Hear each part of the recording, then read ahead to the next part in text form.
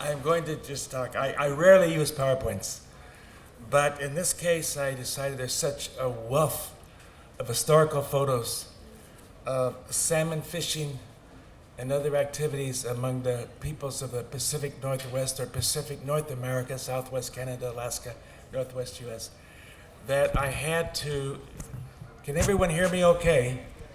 Okay, good. I had to bring them in a PowerPoint format. First of all, I want to thank Melissa for inviting me to speak here and for Bioneers over the many years I've been coming, for doing the kinds of work that they do and giving me the kind of support that I've received. And especially want to acknowledge the Coast Miwok people of this land as being the owners, the true owners of this place, regardless of what structures are on it, as Sage pointed out. So we'll begin with the first slide. Anyone that wants to get more information is welcome to use that email there, iprn@snowcrest.net. And Dan, it works. Email works. Okay, we'll go to the first slide. Okay, this is near where I live. It's a very beautiful place, Klamath Mountains, right in the middle of them, and south of the Oregon line. Between the ocean and the top of the Sacramento Valley. It's a very beautiful, very, very powerful place, and botanically extremely interesting. 3,500 vascular plants are there. Well, and it's always, as much traveling as I've been doing, it's always a real pleasure to come home to such a beautiful place. I'm going to talk about salmon, and because I'm a field ecologist, because I'm a kind of a hands-on person with ecocultural restoration, I'm going to get into some detail, some ecological detail here. I think that's important for people to understand, because we use a lot of words that are pretty general, and I think it's important to bring them down to earth sometimes. I think these photographs will help. And I think that knowing, for example, how many salmon stocks have been lost, 232 in the 20th century that we know of, as that map indicates from EcoTrust. And the next EcoTrust map shows you Chinook or king salmon. And the red, pink, and yellow explains the endangerment status of those stocks in Pacific North America. Salmon once went down to almost to Punta Rosario in northern Baja California. That's how far south that they went. And they go all the way to the Arctic Ocean, the Bering Sea. The Columbia River was the river for sockeye salmon, for Chinook or king salmon. It was 8 to 10 million salmon coming through a year. Now there's less than 500,000, actually far less than 500,000, and decreasing all the time. It also produced more Chinook, steelhead, and coho salmon than any other river in the entire world. That's how bountiful and productive that river was. Fraser River, which I'll talk about later, is known for its coho salmon. And that's an interesting story in itself. Salmon, next one, is an ecocultural keystone species, a prime indicator of environmental health. Indigenous peoples have cared since time out of mind for thousands of these salmon stocks and other fish sustainably, successfully. The salmon homecoming ceremony that you see here from British Columbia, this is a very important cornerstone for salmon sustainability. It celebrates the social harmony between humans and salmon, and in a ritual sense symbolizes the connection between the ocean and the forest. So we take a very broad, holistic view of how we approach salmon, how we approach everything, in fact. Everything, as you well know, is connected.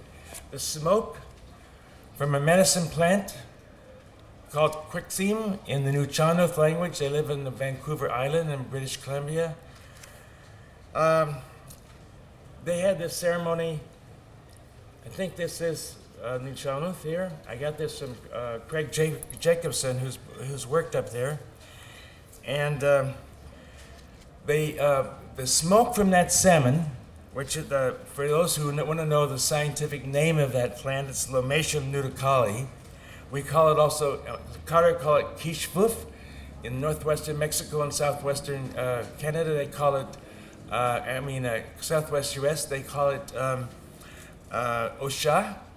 And bear root on the plains. There are many, many names. There are around 50 species globally. Chinese also are noted for this Chinese medicine using this herb. And because it was the original salmon food, it was burned. And in that burning, the smoke from that fire that consumed the quixim, we had the coming together ritually again of the forest, the salmon nation of the ocean, and the plant nation of the forest. Okay? This is the first salmon ceremony done in southwestern Oregon in 150 years. In 1993, my elder Agnes Pilgrim from Siletz is also one of the 13 chairwomen of the 13 Indigenous grandmothers, my adopted mom. She and her husband, Grant Baker, brought this back, and several dances, including the animal dance, were performed at that time, and people that had never been in their ancestral lands from Siletz, 27 bands are up there, came home, and it was like they were experiencing, as they said, deja vu. They had a tremendously important and compelling spiritual experience up there. So that continues to go on, and now in the original site in Oregon at Gold Hill on the Rogue River every June. Next. Oh, I got it. Okay. So this is an incredibly rich culture in Pacific North America, and it's an incredibly rich land. It's an incredibly productive land. And so the productivity of that land had a lot to do with the sophistication of the culture and the legal systems and other aspects of the Pacific American systems. And it was linked in turn to the land health was linked in turn to those practices, to those customs of the people. They worked together, culture, land culture. And a stable food supply was thus produced. And the habitats of salmon were enhanced in their complexity.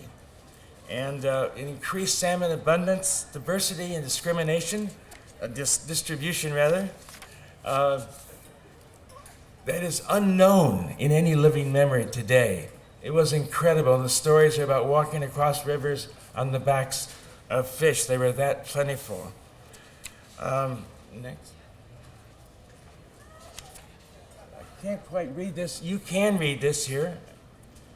And what it's saying is that people always were aware that food could be scarce, that starvation could happen.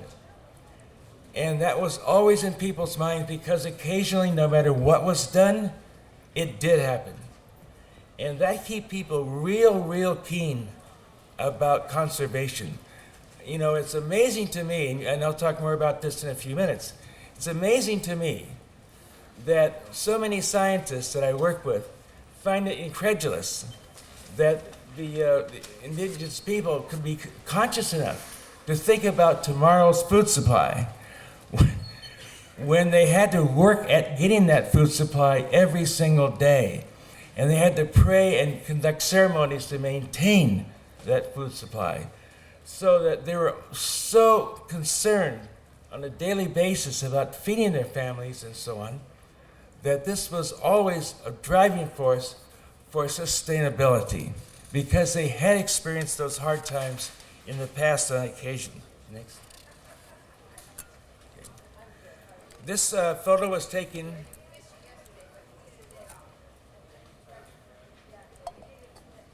at a fish camp on Mount Curry Band on the Fraser River up in British Columbia.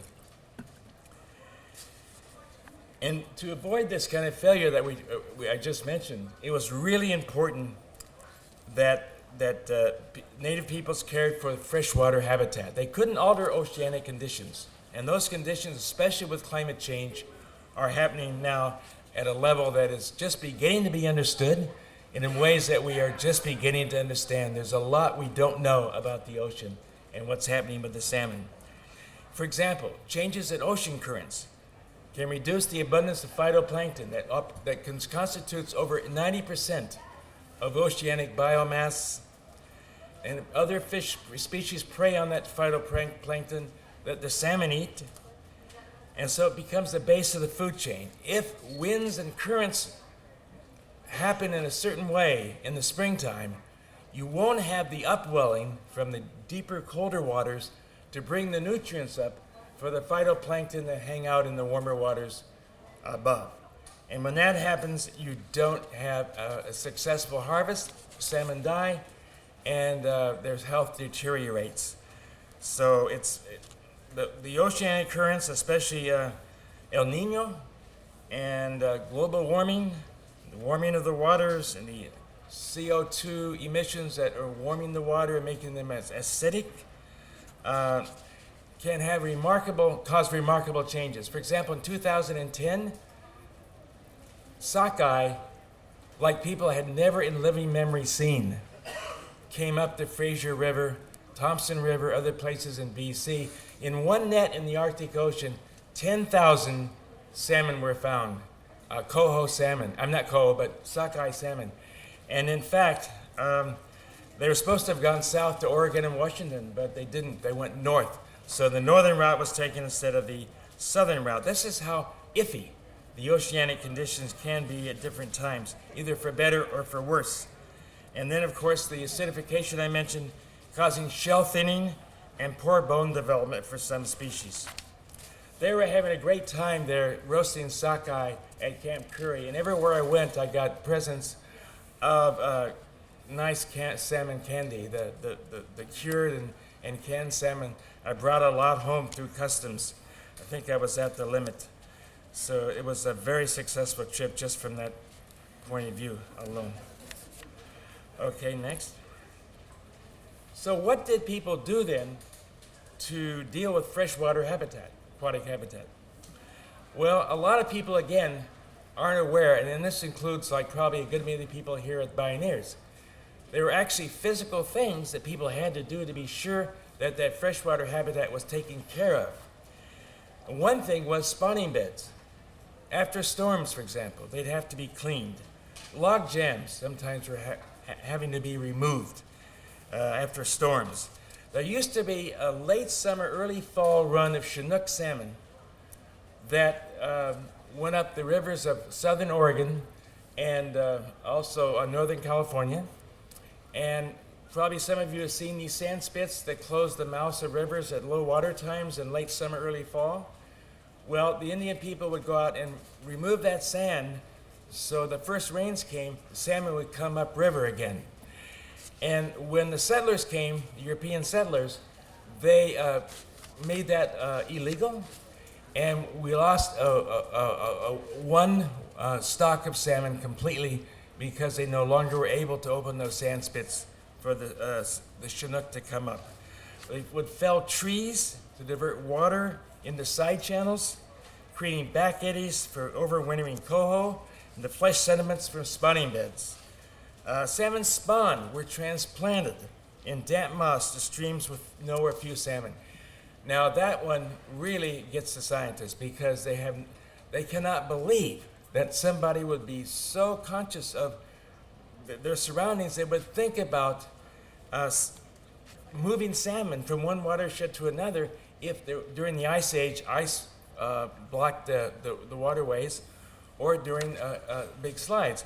And the last time that was done, they flumed, carried salmon around 1914, a huge landslide at Hell's Canyon on the Fraser River, Hell's Gate Canyon, saving the sockeye runs.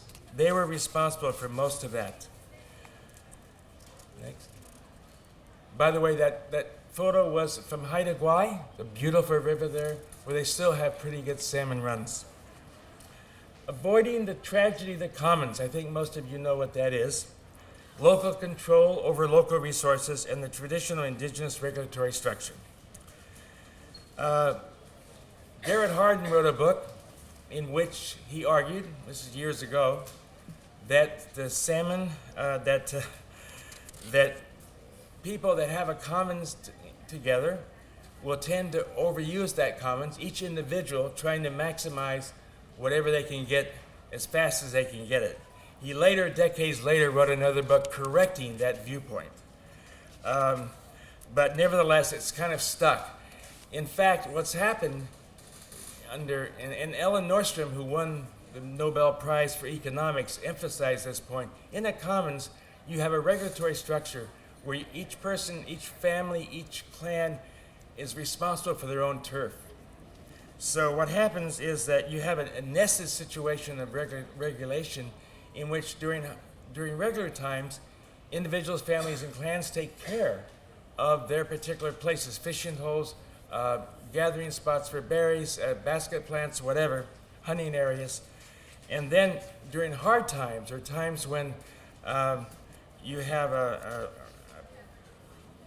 runs that go north instead of south or whatever, then what happens then is that the experienced knowledge specialists at the larger tribal level would have the last word on fishing gear, how often to fish, how long to fish at one time, all of these things. This was very, very conscious by these knowledge specialists. Fishing at the mouths of rivers and streams allowed accurate fish counts, and they based quotas, which they had, on the relative abundance of fish, different fish runs. And then families would trade salmon. So salmon that people were particularly fond of, especially in cases of marriage where people would move to another village, they'd bring salmon with them to that village. So when I wrote a paper for the UN Food and Agriculture organization, and in that paper I mentioned this, and they said, no, this is over the top. You can't use this information. This is pure speculation. And I said, well, the elders have told me this. I've got many of these photos that you're going to see in a minute or two from the Nuchanuth curator of the Royal Museum of British Columbia in Vancouver. And I've been told this, and that's part of the tribal stories.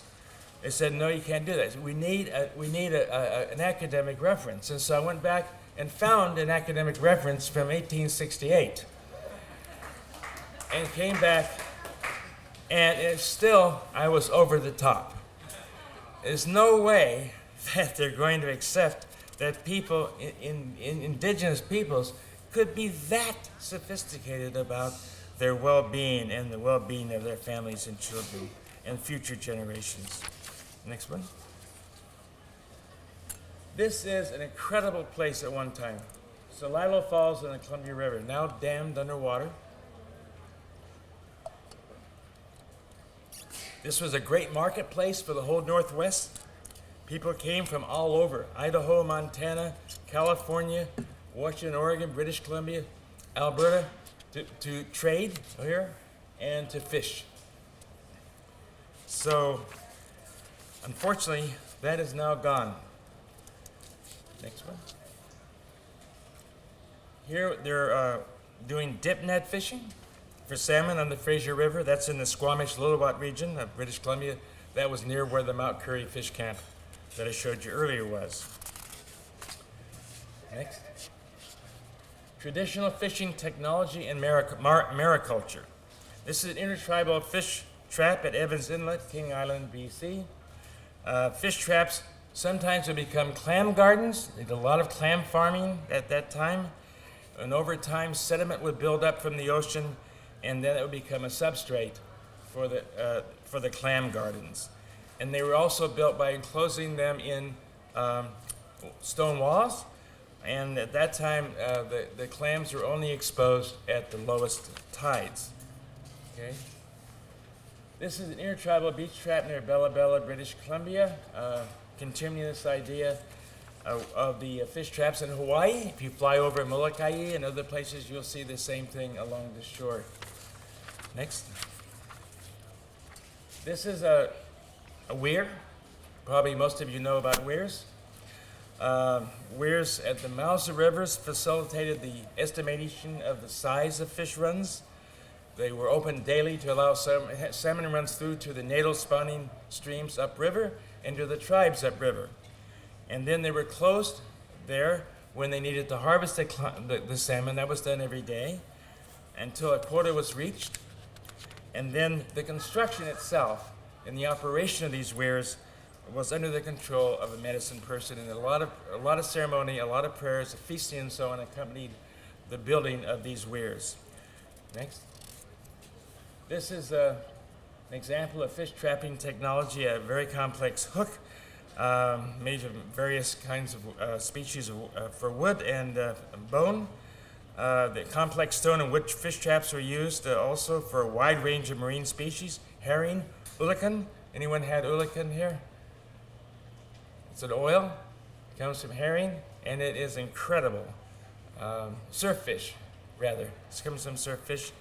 And also perch was used, would be trapped in these traps. And they were very species and size specific. So herring lays eggs on boughs that the people place, hemlock boughs, into the, they used to do it in the clam gardens, and they're farmed. Literally farmed on these submerged hemlock boughs, and that still is going on. It's still done. Next. This is seining or fishing with nets, again at Namu Creek in British Columbia. Okay. Next. They also farmed oysters, and there's a native oyster that eventually became pretty much extinct. This is an example of the productivity of those oyster beds. Next. And I like this picture just because it's so beautiful and peaceful, and I just enjoy looking at it. It just conveys a sense of beauty and prosperity. Okay, next. Now, what a lot of people who are skeptical about Indian conservation values, and I'm not talking about exactly the utilitarian values of Western societies, rather I'm talking about a deeper, broader picture. It includes a spiritual dimension.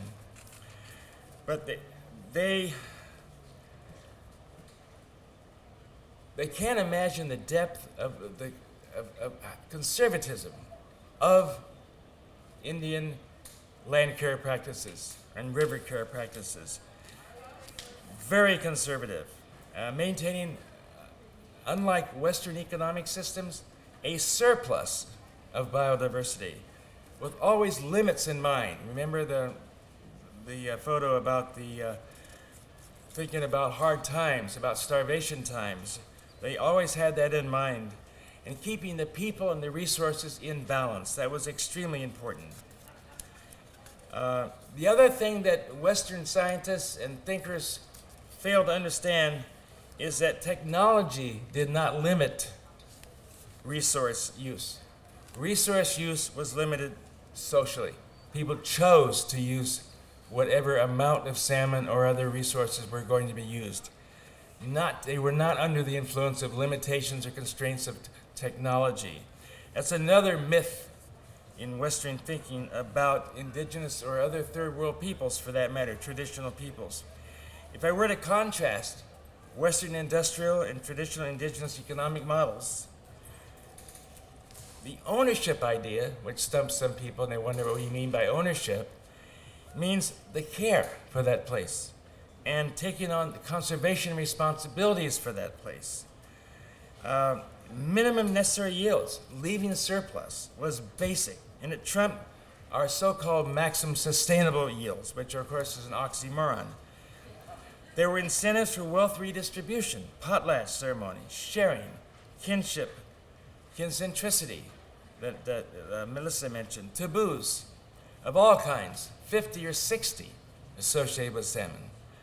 shame for the greedy, outcast sometimes, spiritual retribution, something bad would happen to you or your family. So there were a lot of both positive and negative incentives to conserve. And it was always on the conservative side that people made their social decisions. They didn't take chances. Leaving a surplus, not leaving a surplus would have been risky, and they were definitely risk averse. They planned for the worst year, not for the average year. They did not consider growth to be a stabilizing force. Growth would end up exhausting the resource, of course. So the conservative part of indigenous land care was very, very deep, and is very, very misunderstood or even ignored and denied by most Western scientists and thinkers. Okay? Increasing and maintaining a surplus of biodiversity was and is done by constantly creating new and diverse niches or habitats, especially in the southern and eastern regions of Pacific North America. In the north and west, as you go up the areas of Dune Lankert talks about in Alaska and along the British Columbia coast and Haida Gwaii and so on, then you have other means of decomposition and regeneration within the forest, the rainforest. That's a different situation. In the rainforest, you have decomposing fungi, you have arthropods, soil insects that decompose wood and so on, termites, ants, etc. But wind throw creates openings for new growth to come, new trees to grow up and so on. But in the southern and eastern parts and going down here to California, fire was the main tool for creating these niches and habitats and creating surplus biodiversity. For example, diversifying forest structure and composition, or increasing the edge effects for wildlife. Prescription fire creates a fine-grained, patchy mosaic landscape, which reduces fire hazard, unlike what we have now, especially again in the southern and eastern regions. And in fact, and I've been to these places, it's practiced all over the world.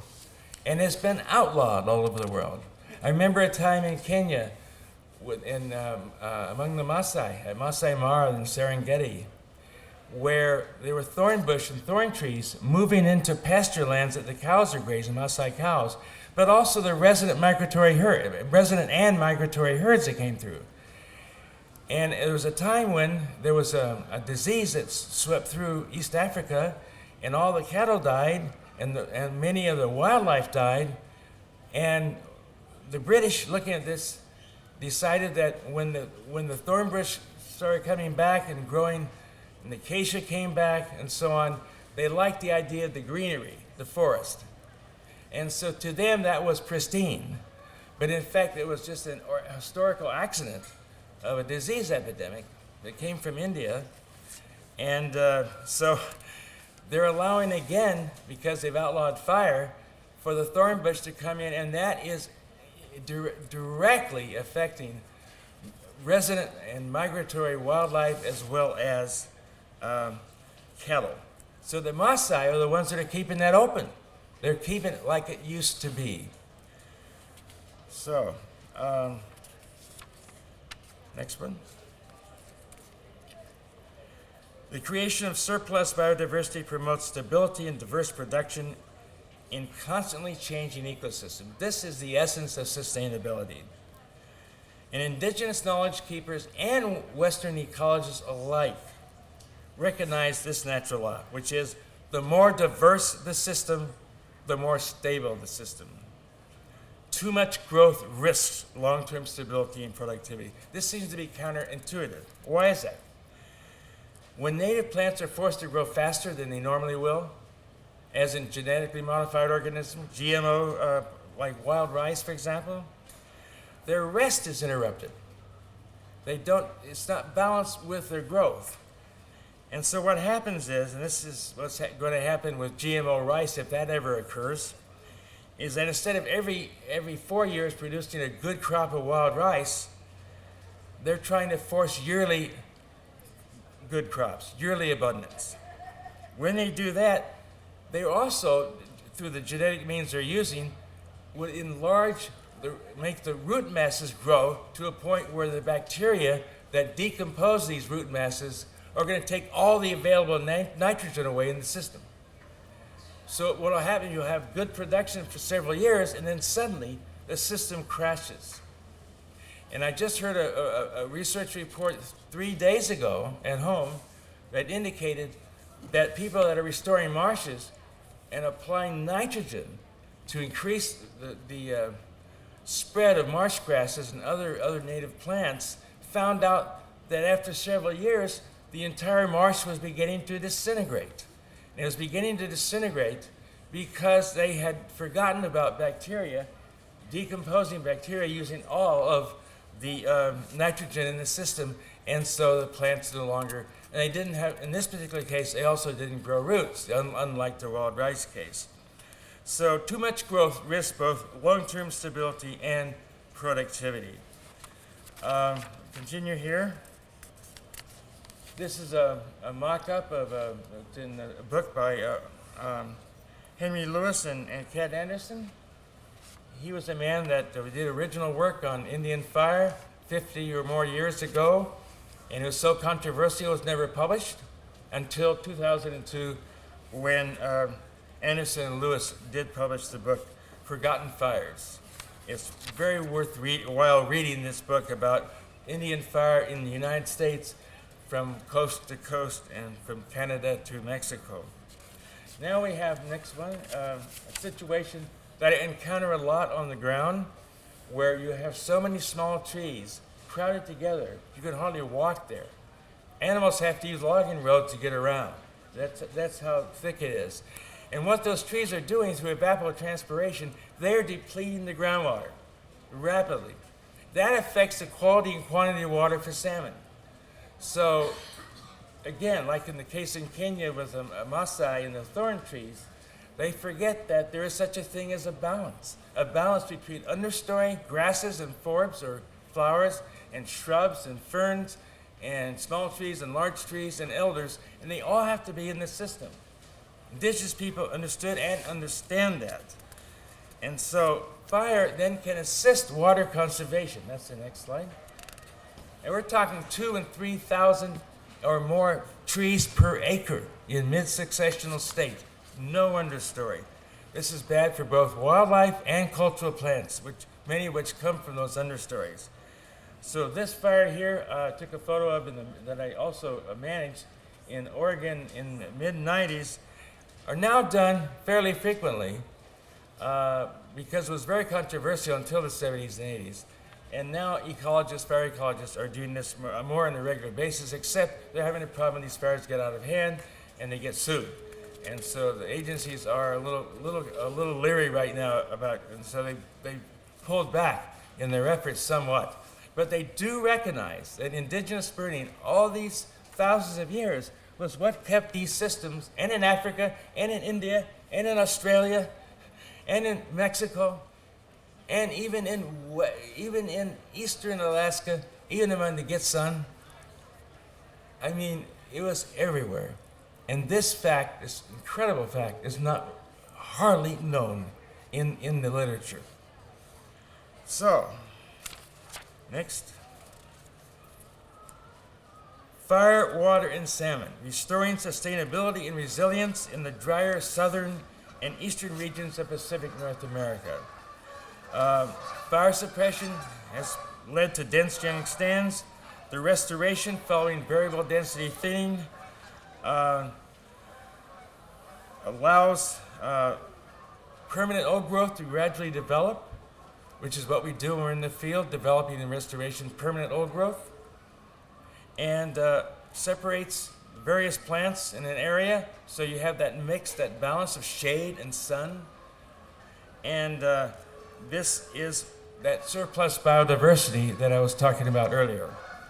So we take a ridge to ridge or a ocean shore to mountaintop approach, as in the Huapua system in Hawaii, where all ecological zones were included in tribal territories, band territories.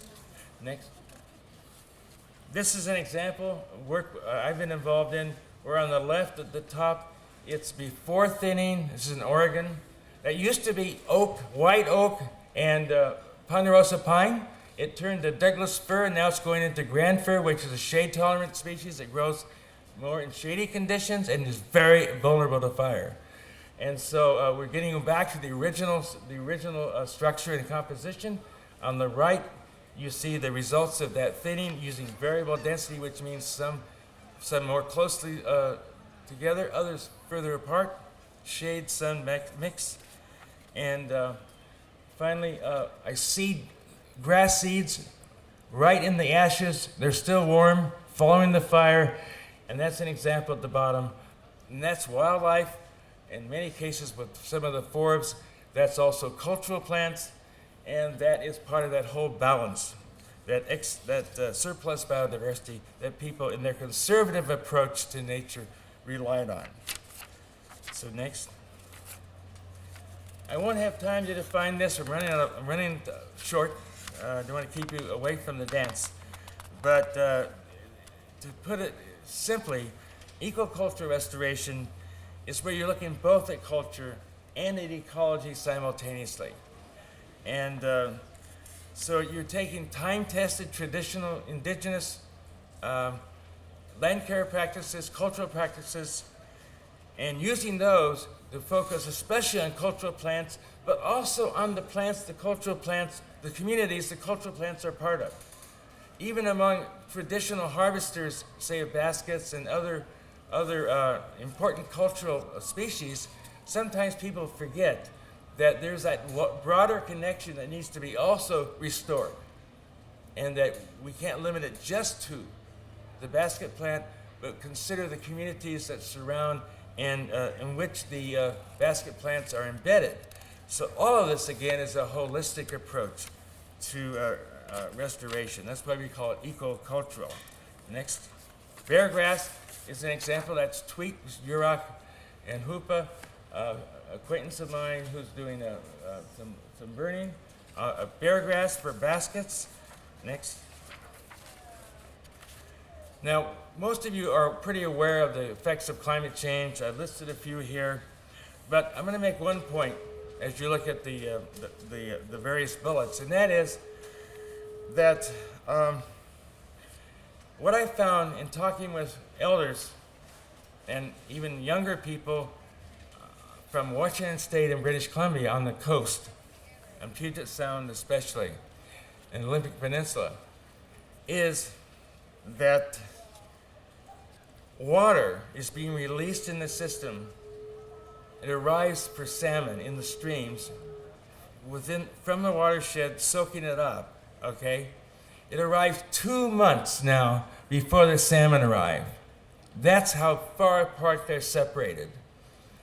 Everyone said that over and over.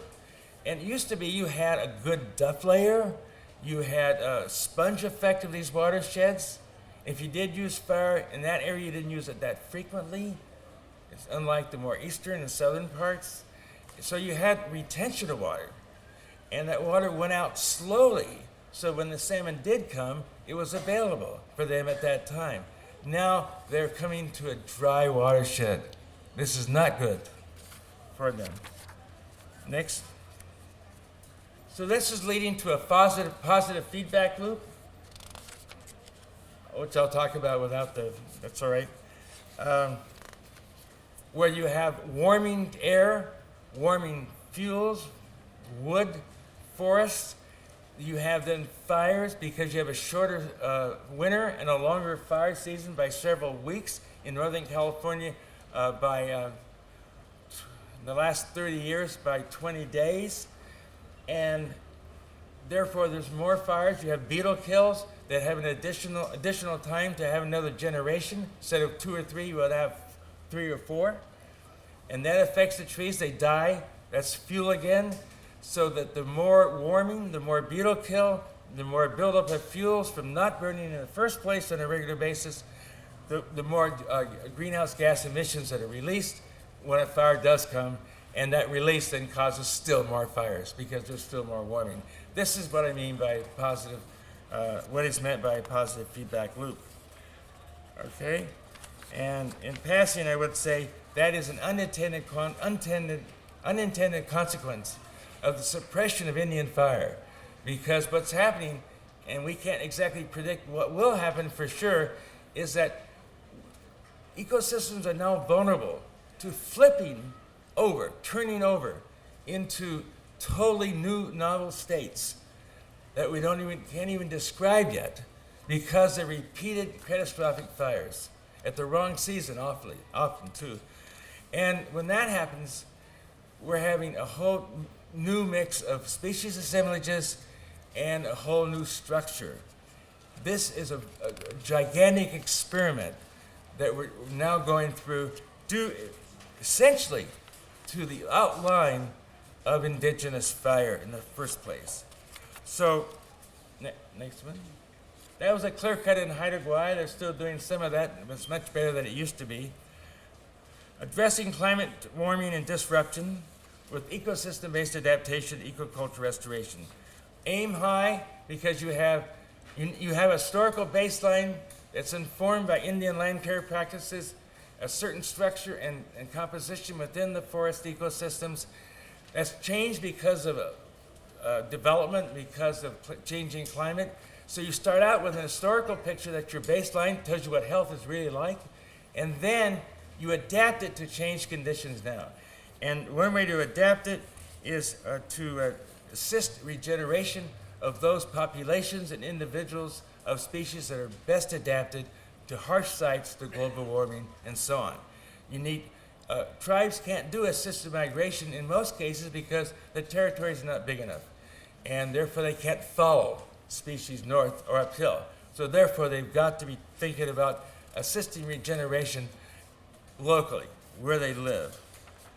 And no net loss, that simply means that when the agencies say, the Fish and Wildlife Service says, we were sustainable because we didn't lose any more than we had last year, that's not sufficient. We got to go back to a real historical baseline that tells you what healthy runs really are like. Restore stream structure, restore stream-side vegetation, favor wild stocks where possible. It's not always possible. In that case, you have to use hatchery fish. Better to have hatchery fish than no fish, but wild stocks are better adapted, changing ocean conditions, and their survival is far better than the hatchery fish, and that's been proven through a lot of study. Whole ecosystem approach is what we're talking about, not single species. And finally, will we ever see this size salmon again? I hope so. Thank you.